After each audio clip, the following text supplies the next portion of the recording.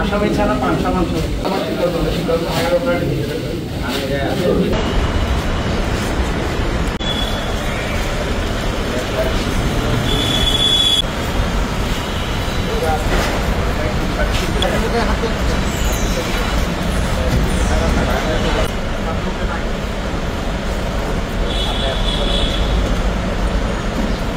মূল আসামি শাকিল এবং তার সাথে তার আরেক সহযোগী ছিল আরিফ। দুজনকে আমরা অ্যারেস্ট করতে সক্ষম হই। তাদের দুজনকে পরবর্তীতে জিজ্ঞাসাবাদ করার পরে তাদেরকে নিয়ে আমরা অভিযানে যাই। অভিযানে গেলে তাদের দেখানো মতে শাকিলের নিকট থেকে একটি চাপাতি এবং দুঃখিত, শাকিলের নিকট থেকে 3 রাউন্ড গুলি সহ একটি পিস্তল, দেশীয় পিস্তল, এবং তার যে সহযোগী আরিফের নিকট থেকে একটি বড় একটি কিরিচ উদ্ধার করা হয়।